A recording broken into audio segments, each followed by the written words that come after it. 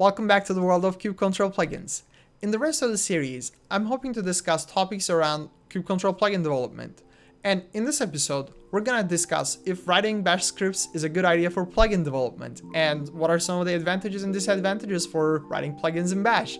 And finally, I wanna walk you through the source code of a bash-based plugin that I developed and explore some of the best practices that hopefully you can pay attention to while writing kubectl plugins in bash. In an earlier episode where I discussed why do we have kubectl plugins in the first place, I said kubectl plugins are good for encapsulating repetitive workflows that you have. And as you know, developers tend to write scripts if they keep repeating a particular task, right? So if you have a particular workflow that you want to automate, you can actually write a script and make it a kubectl plugin that you'll use over and over again. That's why bash scripting is actually a pretty decent candidate for writing kubectl plugins in. In fact, a good portion of the kubectl plugins that we have in Core Plugin Manager are written in bash. So let's discuss what can go wrong if you choose bash and go down that path and implement a kubectl plugin. Let's start by addressing the elephant in the room. If you write a bash-based plugin, you're leaving Windows users out. Bash cannot run natively on Windows, so many of the users might not be able to download and use your plugin to begin with. This might not be the end of the world for you. And, there are solutions like Windows Subsystem for Linux, but, for many developers, that might not be in their, native developer workflow. For example, when I wrote my bash-based plugins and started distributing for Windows, I saw an immediate spike in Windows users. They started, reporting issues and they started giving feedback. So I guess you can say the demand has always been there, but all these years, I haven't been serving these users that I could have served many years ago. The next disadvantage is writing bash scripts correctly is notoriously hard. You might think you're able to write bash scripts just fine and you're really good at it, but most of the time when we say that, we're actually not testing the code that we're writing in bash. Because bash, doesn't have like a unit test framework, so all these functions that you write, you're not actually testing them, right? And as you know, bash has many not so intuitive details and nuances, so writing bash scripts correctly is pretty damn hard. That said, in the description down below, I'll be leaving some links and tools that can help you write bash scripts in a rather more strict mode and with, some static analysis. And lastly, while writing bash might seem cool and you're ending up with this, really small and minimal script, it will severely impact the contributor experience to your project. If you're seeking contributions from other people, you're gonna notice that many of the newcomers simply won't be able to commit any code to your repository because they can't probably understand what's going on in the code to begin with. For a lot of people, bash is really obfuscated and, as a result, you'll probably get fewer contributions and bug fixes. Despite all these disadvantages, you can still write a kubectl plugin in bash and you can be successful, and we have examples of that. Now that you're aware of these disadvantages, I want to show you a bash-based plugin that I prototyped in about an hour or so, and I want to first start by showing you what is this plugin and what does it do. Now let me switch to my terminal and show you the plugin that I worked on. This plugin is called kubectl DS Cache, and if I run it, you're going to see that this tool is deploying daemon sets to preload images on all nodes. As you might imagine, I use this plugin to basically download some images on the nodes that I will use in my demos so that the audience doesn't have to wait for the images to be pulled down and launched, right? So the plugin is actually pretty simple. This is its help message and it exposes 3 commands. The first one is actually, let's just run it.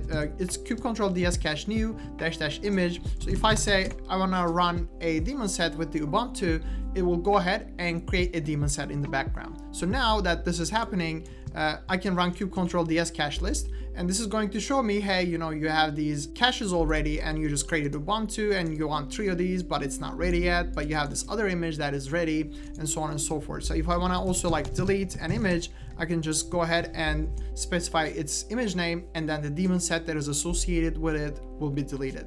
So now that you understand how the plugin works, let's dig into its source code. Here I have a single file. It's about 200 lines long. So the first line that you can see here is a shebang statement that says I'm a bash script, and then I have these 3 statements that I pretty much copy paste to all my bash scripts, which makes the script fail in case of undefined variables or failing commands, and the script doesn't go further, which is different than the normal bash behavior. So the first thing you're going to see here, if I scroll down to my main function, is that I first check my dependencies. Here in the script, I do depend on a tool called crc32. So if this doesn't exist on user's machine, I should probably fail right away and tell the user to install that command. Something very important to note here is that if you have users, on macOS and Linux, you're going to realize that some of the GNU core utilities, such as find or grep, actually have different versions on Linux and Mac. So one of them is a BSD based implementation, the other one is the GNU implementation.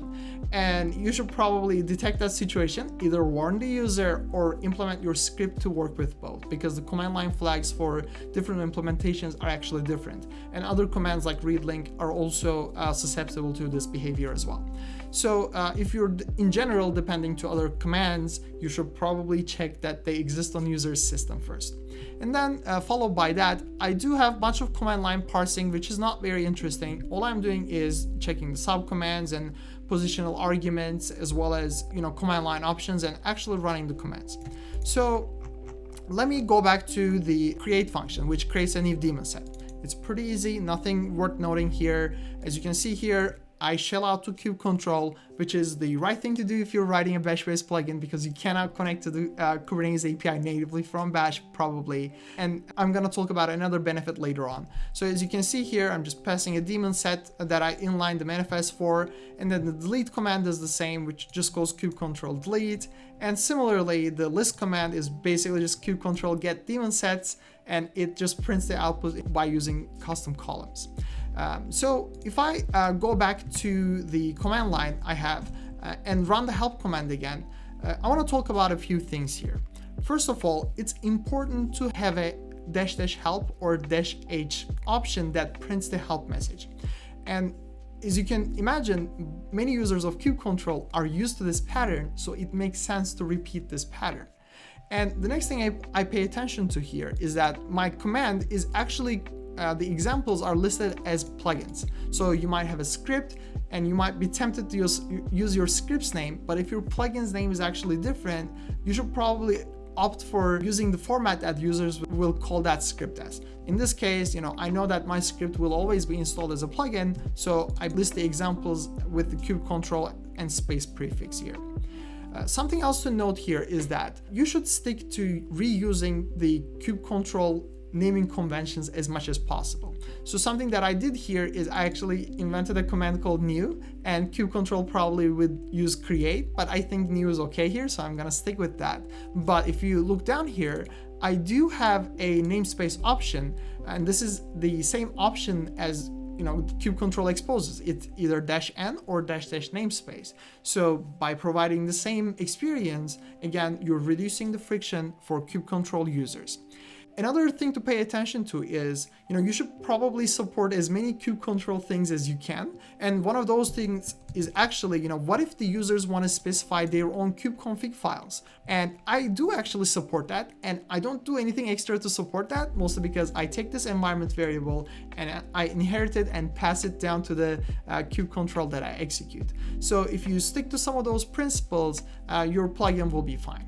Another best practice that I can talk about while writing plugins in Bash is if you're using VS Code, you can install this plugin called shell check. And it's actually a command line tool you can run standalone as well. And if you run shell check, it will do a static analysis of your code, and it'll give you feedback about some of the things that you might be doing wrong in terms of pitfalls and such. So this is pretty much all I have to talk about in terms of plugin development in Bash. Hopefully this will inspire you to convert some of your automation scripts to kubectl plugins and try out the plugin mechanism. See you in the next video.